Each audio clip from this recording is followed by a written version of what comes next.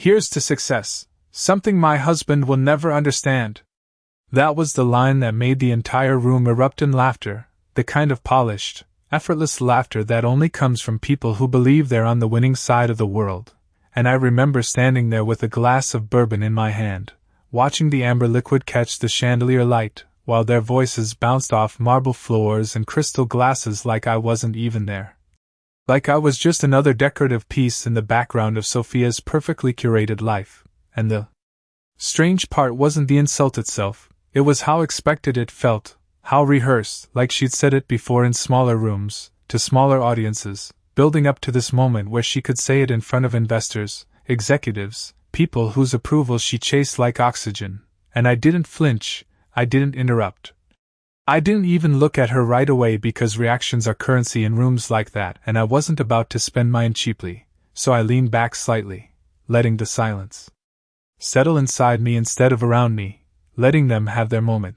Because if there's one thing I've learned over the years, it's that people reveal the most when they think the story is already written, and tonight, everyone in that room thought they knew exactly who I was, the husband who didn't quite measure up, the quiet one who showed up to events in a well-fitted suit but never had a title worth mentioning, the man who smiled politely while his wife climbed higher and higher on a ladder they assumed he could never reach. And Sophia, she looked radiant under those lights, confident, untouchable, her hand resting lightly on the arm of a man I recognized from the board, laughing just a little louder than necessary, like she needed them to believe every word she said, and maybe she did, maybe at some point she started believing it too, that I was just there.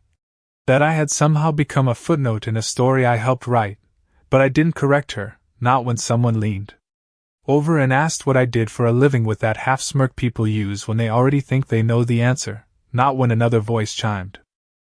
in with a joke about early retirement that drew another wave of laughter. I just nodded once, took a slow sip of my drink, and let the burn settle in my chest, steady, controlled, because anger is loud and loud men lose in rooms like this, and I've never been a loud man, not when it matters, not when timing is everything. And as the music swelled slightly and waiters moved through the crowd with trays of champagne, I caught a glimpse of the stage at the far end of the ballroom where a large screen displayed the company logo in clean white letters against a deep blue background. Tonight was supposed to be her night. The night everything she'd worked for became official, the contract, the deal, the validation she'd been chasing for years, and I knew every detail of it, every clause, every signature line, every hidden corner most people would never think to look at, and that knowledge sat quietly in my pocket, not as a threat, not as a weapon, but as something far more patient. Something that didn't need to announce itself to be real. And when Sophia raised her glass again, smiling like the world belonged to her, I finally looked at her, really looked, and for a brief second, just a flicker, I wondered if she remembered who I used to be, or if she had rewritten that part of the story too. Because people don't just wake up one day and become invisible, they're edited out slowly, line by line, until all that's left is a version that fits someone else's narrative. And tonight she had made hers very clear, but what she didn't know, what none of them knew, was that the story wasn't over, not even close. And I wasn't the kind of man who interrupts a speech, I was the kind of man who waits until the room is at its loudest, and then lets the truth speak for itself. I have been called a lot of things over the years: careful, quiet, reserved, the kind of man who does not feel the need to fill silence just to prove he exists, and in rooms like this, that tends to translate into something else entirely, something smaller, something easier for people to dismiss, and I let them believe it because there is a certain advantage in being underestimated, a certain freedom in moving without drawing attention. And as the laughter around me slowly faded into overlapping conversations and clinking glasses, I set my drink down on the nearest table and adjusted my cufflinks with a precision that had nothing to do with appearance, and everything to do with control, because control is not about raising your voice, it is about knowing exactly when not to. And I could feel eyes still drifting back to me in passing glances, the aftertaste of Sophia's words lingering in the air like a perfume that was just a little too sharp. And I knew what they saw when they looked at me, a man in his early 40s, well-dressed but unremarkable, standing slightly apart from the center of the room, not networking, Not pitching, not trying to prove anything, just existing on the edges of a world that clearly did not consider him essential, and that image had been carefully built over time. Piece by piece, conversation by conversation, until it became the accepted truth, and the thing about accepted truths is that no one bothers to question them anymore, not unless you give them a reason to, and I had not given them one, not yet, because there is a difference between being silent and being absent, and I had never been absent, not from the things that mattered, not from the decisions that shaped nights like this, even if my name was never mentioned out loud, and as I reached for my phone, the screen lit up with a single message, simple, direct, no unnecessary words, everything is in place, waiting on your signal, and I let the words sit there for a second longer than necessary, not because I was hesitating, but because timing is a language of its own, and you do not interrupt a moment like this without understanding exactly what you are stepping into. And across the room, Sophia was already shifting into her next role, her posture straighter, her smile sharper. The kind of expression that signals something important is about to happen. And the people around her responded accordingly, turning their bodies, angling their attention, drawn toward the center where the real story was about to unfold, and I watched her for a moment, not with anger,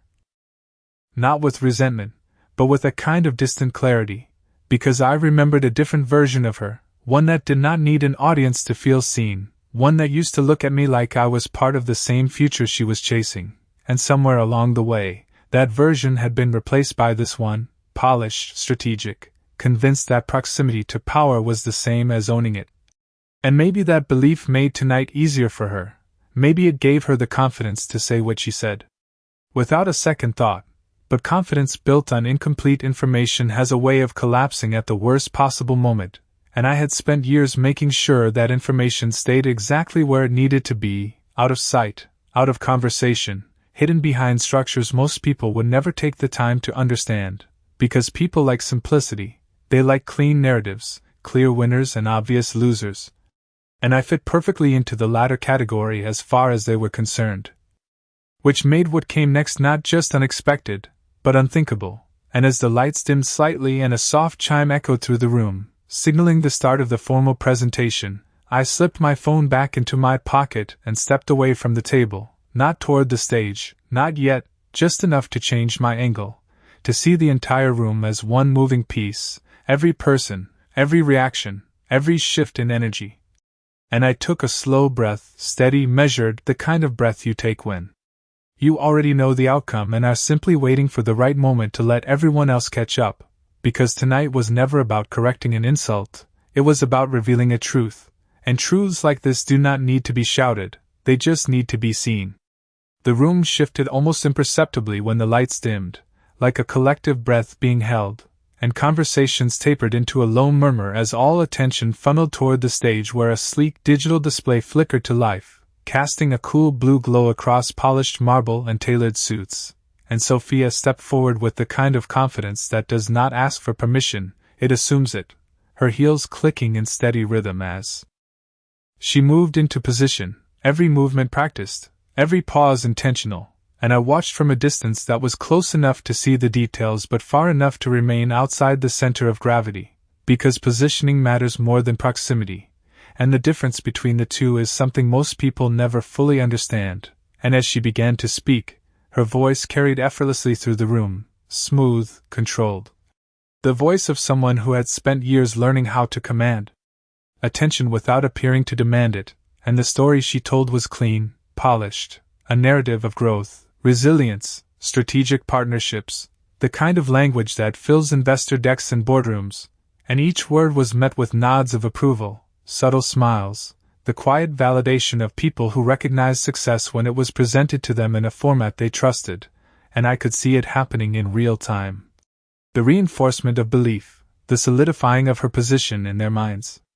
Not just as a participant, but as the architect of what was about to be finalized, and that was the part that mattered, not the applause, not the compliments, but the assumption that she was the one holding the structure together, because assumptions are powerful, they shape perception. And perception decides everything that follows, and as she transitioned into the final portion of her presentation,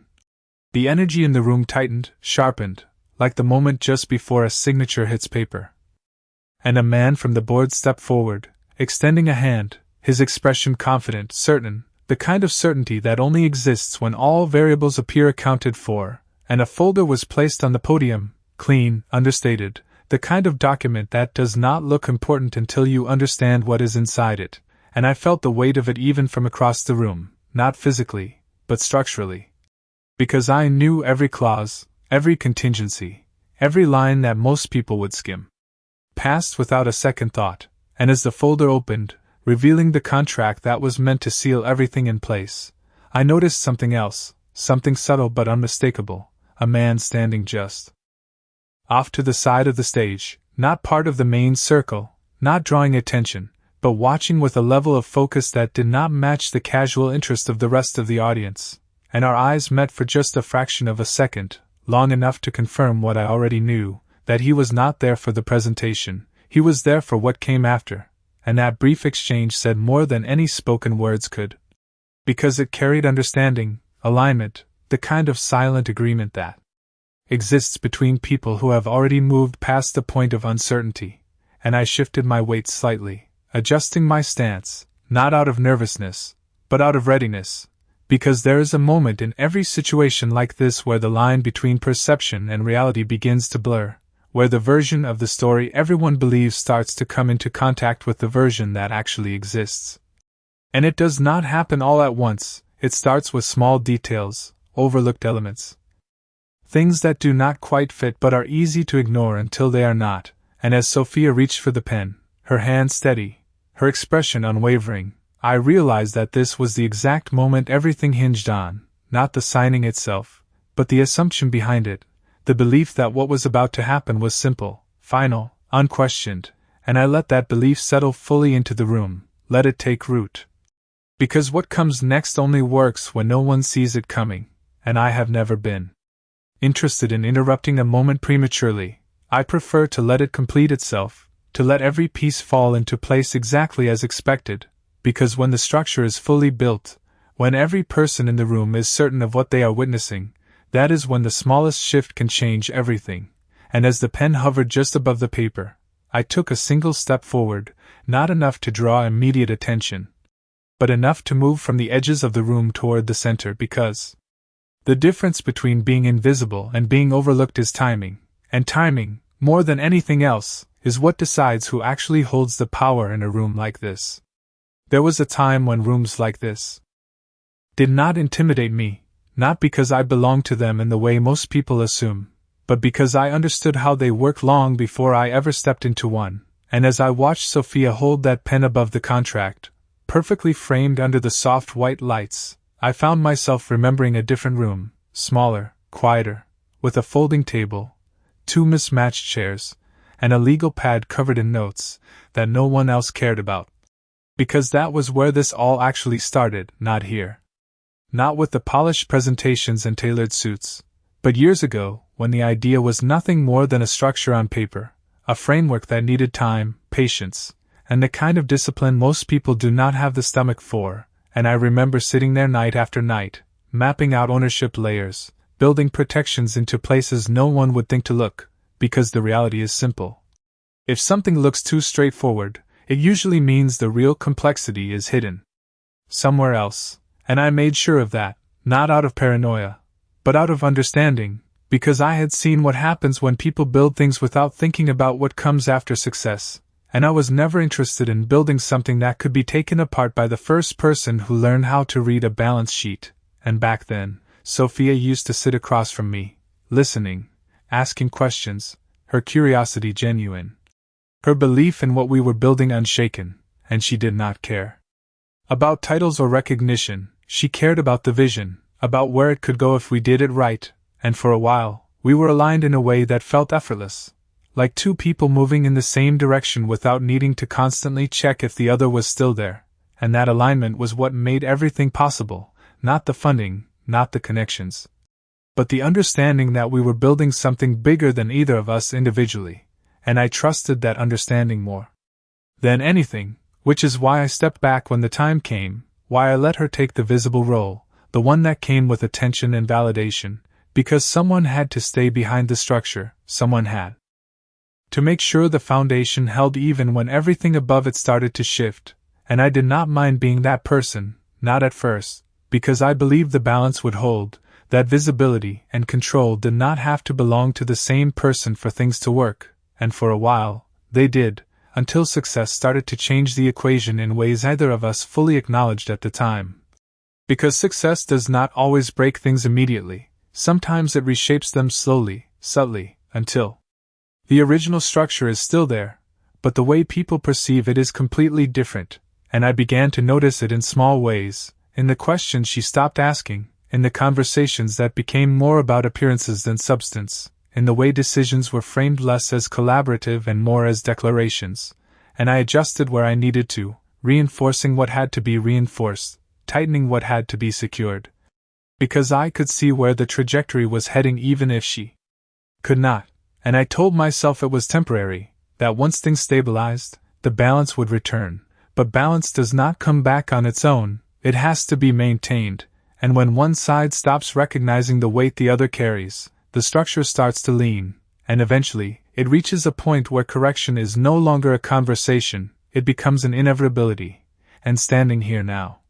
watching her prepare to sign something that was never fully hers to begin with, I realized that this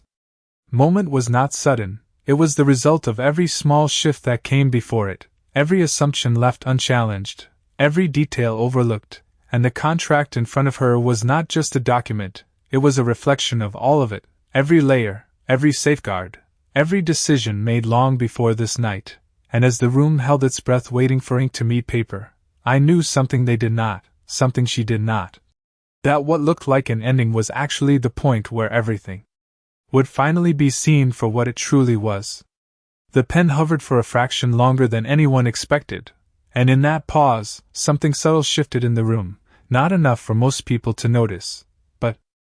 enough for those who were paying attention, the kind of people who understood that hesitation at this level rarely comes without a reason, and Sophia, to her credit, did not show it on her face. Her expression remained composed, confident, the same controlled smile she had worn all evening, but I could see it in the smallest details, the slight tightening of her grip, the almost imperceptible delay before she lowered the pen toward the paper, because even when people believe they are in control, there is always a part of them that senses when something is not fully aligned, when the surface does not quite match the structure beneath it, and that instinct, no matter how buried, never fully disappears, and as the tip of the pen finally touched the contract, a soft murmur of approval rippled through the audience, the kind of sound that signals closure, finality. The assumption that what was supposed to happen has happened exactly as expected, and for a moment, everything held steady, the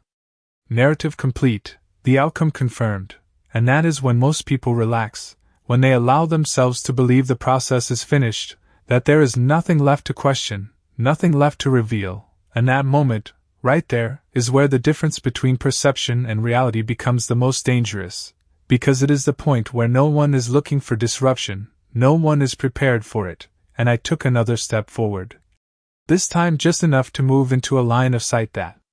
intersected with the stage, not directly in the center, but close enough that my presence could no longer be dismissed as incidental, and I did not rush, I did not draw attention with sudden movement, or raise voices. Because attention given too early is wasted, it dissipates before it can be used, and instead, I let the room settle into its certainty, let the applause begin to build. Let Sophia hand the pen back with that same polished confidence, and it was only when the first wave of clapping reached its peak that I spoke, not loudly, not dramatically, just enough for the right people to hear. That signature assumes ownership, and the words cut through the noise in a way volume never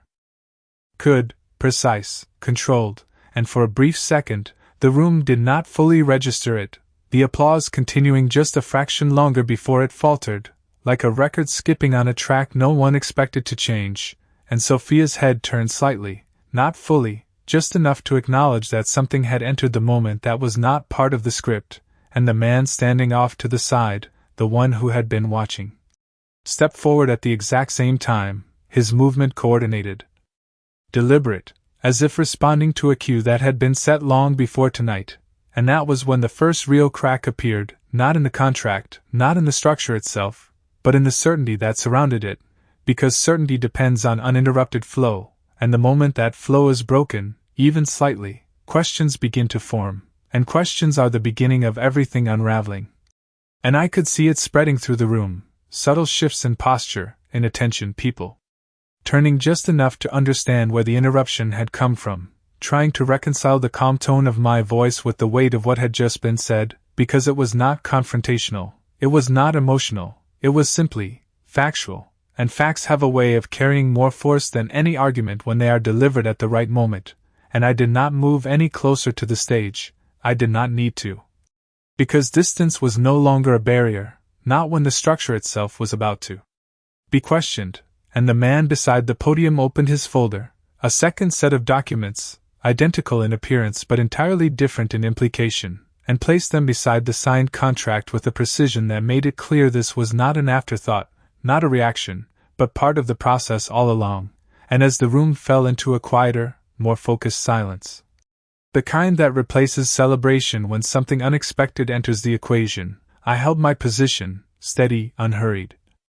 Because this was not about taking control of the room, it was about letting the room realize, on its own, that control had never been where they thought it was, and as Sophia looked down at the additional pages, her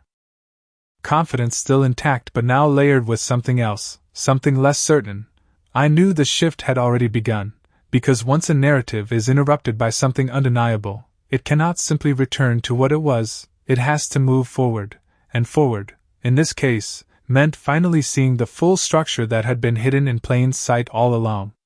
Silence does not arrive all at once, it builds in layers, and in that room, it settled like a weight pressing down on every conversation, every assumption, every confident smile that had filled the space just seconds earlier, because now there was something else present, something that did not belong to the version of the story everyone had agreed on. And as Sophia's eyes moved across the additional pages placed beside the signed contract,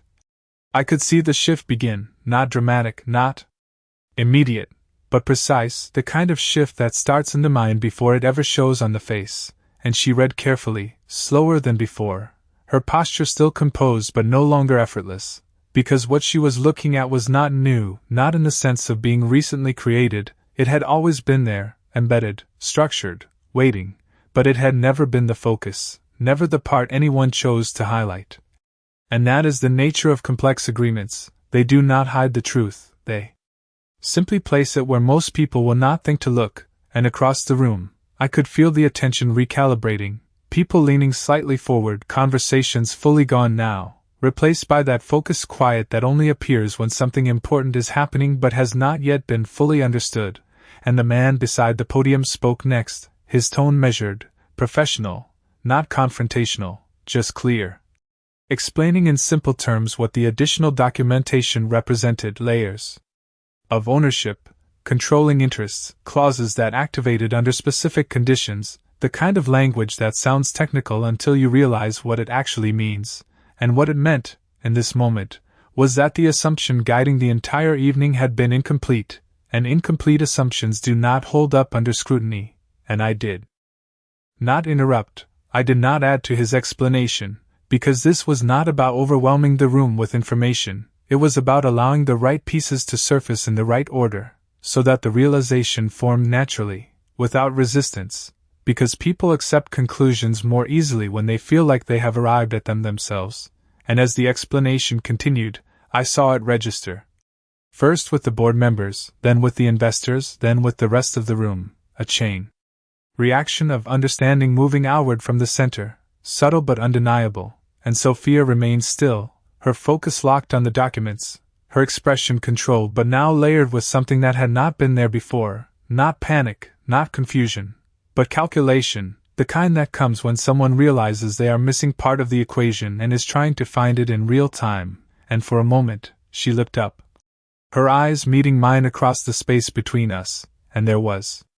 recognition there, not of the details, not yet, but of the fact that I was no longer standing outside the structure she believed she controlled, I was part of it in a way she had not accounted for, and that realization, even in its earliest form, changed everything, because once someone understands that the framework is different than they assumed, every decision they have made within that framework starts to feel uncertain. And uncertainty spreads quickly, especially in rooms built on confidence, and I could see it now in the subtle shifts around us, the way people were no longer looking at Sophia with unquestioned approval, but with a more measured curiosity, the kind that precedes reevaluation, and I stayed where I was, not moving closer, not claiming space that did not need to be claimed, because power does not require proximity when it is already embedded in the structure itself. And the final piece came not from me, but from the document in her hands, a single clause. Clearly written, legally precise, outlining controlling authority in a way that left no room for interpretation, and as her eyes reached that line, I saw it land, the full weight of it settling in, not loudly, not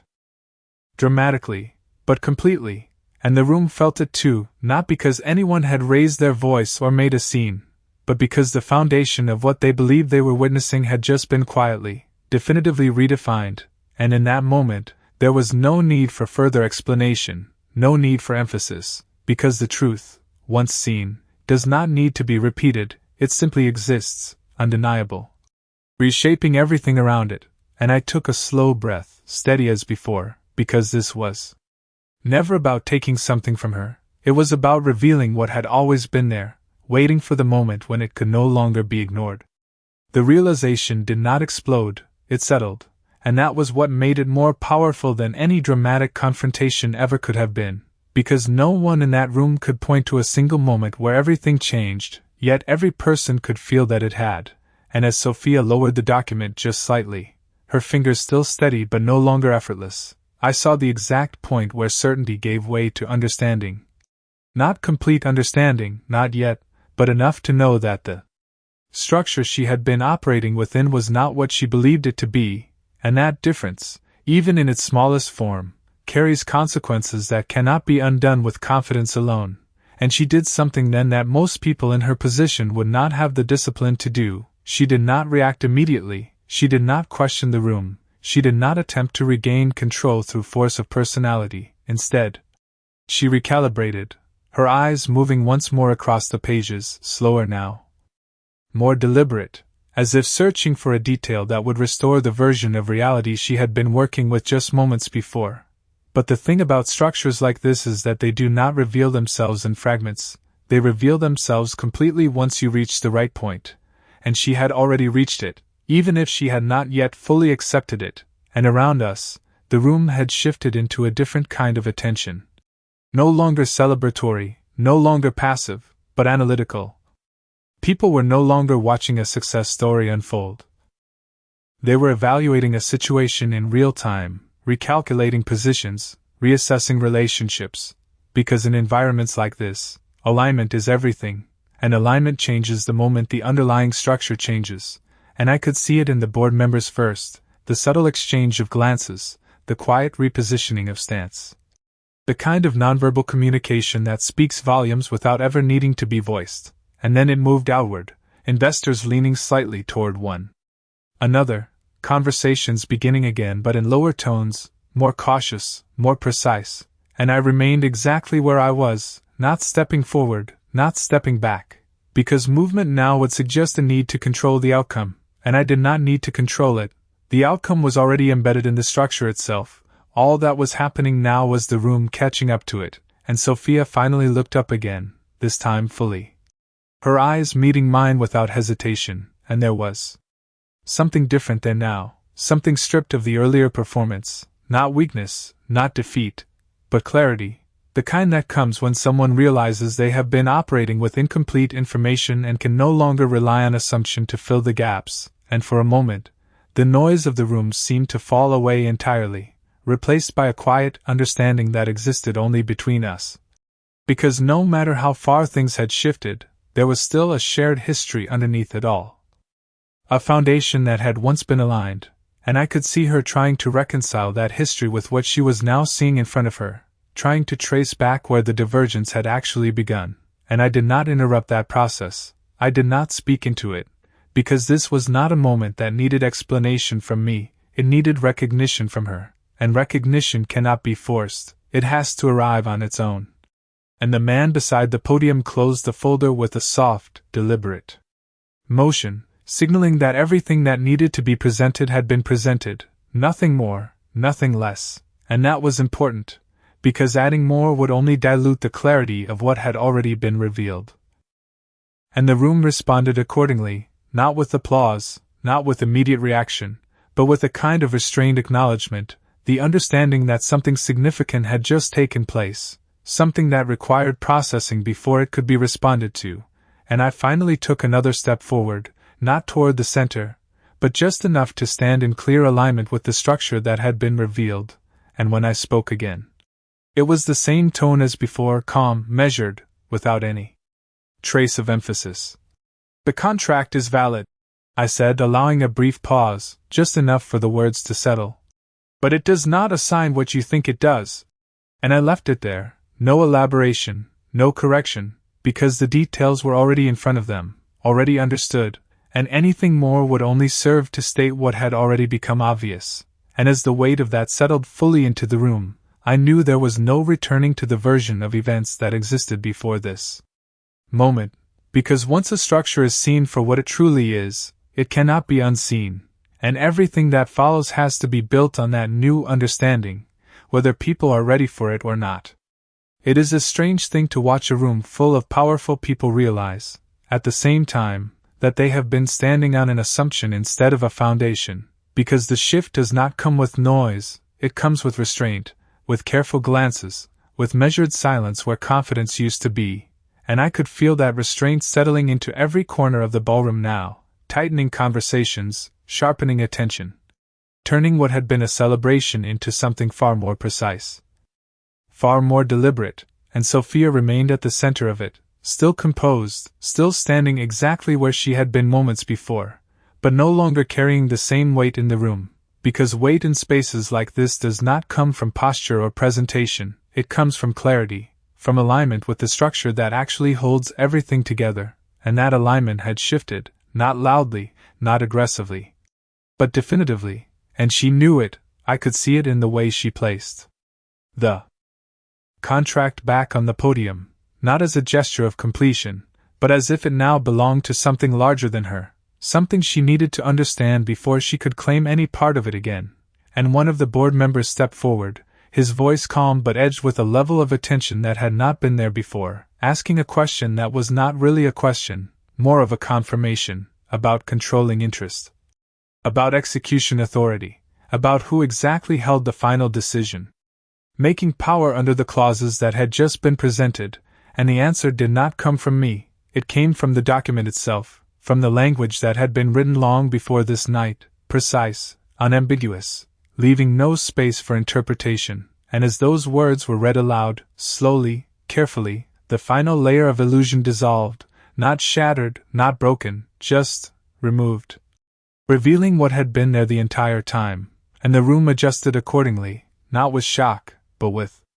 acceptance. The kind that comes when the evidence in front of you leaves no room for anything else, and I finally moved closer, not to take the stage, not to claim attention, but to stand where the structure naturally placed me, beside the framework that had just been revealed, and Sophia turned toward me fully now, no performance, no distance, just direct recognition, and for a brief moment, the room faded into the background again, replaced by something quieter, something more personal. Because beneath everything that had just happened, there was still a shared history that neither of us could ignore, and she spoke, her voice steady, controlled, but carrying a weight that had not been there earlier. "You built this," she said, not as a question, not as an accusation, but as a realization arriving in real time, and I did not rush to answer. I let the moment settle, because answers given too quickly often sound defensive, and there was nothing to defend, only to clarify, and when I finally spoke, it was the same tone I had used all night, even, measured, without emphasis. "We built it," I said, allowing a brief pause before continuing. "But the structure was always mine to hold." And I could see the understanding land fully this time, not just the technical details, but the implication behind them, that visibility and control had never been the same thing, that the role she stepped into had always existed within a framework that extended beyond what she could see, and around us, the room had already begun to realign, conversations shifting, alliances adjusting. People positioning themselves not around perception, but around reality, because in environments like this, adaptation is not optional, it is immediate, and those who recognize the shift earliest are the ones who maintain their footing, and I could see it happening now. Quiet nods, subtle acknowledgments, the kind that do not need to be announced to be understood, and Sophia looked down once more at the contract, then back at me, and there was no denial left, no attempt to reshape the moment into something more comfortable. Only acceptance of what had been revealed, and that acceptance, more than anything else, was what made the moment complete, because without it, the truth remains contested, but with it, everything moves forward. And I stepped back slightly, not retreating, but allowing space for the room to settle into its new understanding, because this was never about taking a position from her, it was about placing everything where it had always belonged, and now that it was clear, there was nothing left to prove. Nothing left to expose, only the quiet certainty that the structure, finally seen for what it was, would carry everything that came next. The room did not return to what it had been before. Because moments like this do not reverse themselves, they redefine everything that follows, and as the quiet understanding settled into place, I could see the final stage of adjustment happening around us, not dramatic, not emotional, but precise. The kind of recalibration that happens when people recognize where authority actually resides and begin aligning themselves accordingly, and the conversations that resumed were different now, lower, more focused, no longer centered around celebration but around structure, around implications, around what this meant moving forward, and Sophia stood still for a moment longer, her hand resting lightly against the edge of the podium, not holding on, just grounding herself in a space that had shifted beneath her without warning, and when she finally stepped back, it was not a retreat, it was a decision, controlled, intentional, the kind that signals acceptance rather than resistance. And that mattered more than anything she could have said, because in rooms like this, the way you respond to a shift defines how you are seen after it, and she did not argue, she did not attempt to reclaim the narrative with words that no longer held weight, she simply acknowledged the structure as it had been revealed, and that alone preserved a level of respect that many in her position would have lost, and I watched her for a moment, not with triumph, not with satisfaction, but with a kind of quiet recognition, because none of this had been about proving her wrong. It had been about correcting something that had drifted too far from its foundation to hold, and now that it had been corrected, there was nothing left to push against, nothing left to expose, only the path forward, and one of the board members approached me then, his expression measured, extending a hand not as a gesture of introduction, but of acknowledgement, the kind that carries more meaning than any formal title ever could, and I accepted it with a simple nod, no elaboration, no expansion. Because the details were already understood, and more words would only dilute the clarity that had just been established, and around us, others began to follow, not crowding, not rushing, but shifting their positions, adjusting their proximity, aligning themselves with the structure that now defined the room, and I did not seek them out, I did not engage beyond what was necessary. Because this was never about visibility, not for me, visibility had always been optional. And it remained that way even now, and after a few moments, I stepped back, not out of avoidance, but out of completion, because the purpose of my presence had been fulfilled, and staying beyond that would turn clarity into spectacle, and I had no interest in spectacle, and as I turned toward the exit, the soft hum of conversation followed behind me, different now, grounded, aware, and I could feel the weight of the room shift one final time, settling into its new balance. And just before I reached the doors, I heard Sophia's voice again, not raised, not calling out, just steady. "Daniel!" And I paused, not turning immediately, allowing the moment to exist without urgency. And when I did turn, she was standing a few feet away, no audience around her now, no performance left, just clarity, and she held my gaze for a second longer than necessary before speaking. "I should have asked more questions," she said, and there was no defensiveness in it, no attempt to rewrite what had happened, just a simple acknowledgement of the one thing that might have changed everything if it had come sooner, and I considered that for a moment, not as a judgment, but as a truth, because structures like this do not fail because they are hidden, they fail because people stop looking, and when I answered, it was quiet, even, the same tone I had carried through the entire night. "You stopped looking," I said, not as an accusation, but as a fact, and she nodded once, accepting it without argument, because at this point, there was nothing left to argue, and that was the final shift, not in the room, not in the deal, but between us, the moment where everything that had been unspoken became understood without needing to be explained, and I turned back toward the doors, pushing them open into the cooler air. Outside, where the noise of the ballroom faded into something distant and irrelevant, and as I stepped forward, the city lights stretched out ahead, steady, unchanged, unaffected by what had just taken place inside, and that was the thing about nights like this, they feel like turning points when you are in them. But the real change is quieter, it is in the structure that remains after everything else settles. And I walked forward without looking back, not because there was nothing left behind, but because everything that needed to be seen had already been revealed, and once the truth is clear, there is no reason to stay and explain it again.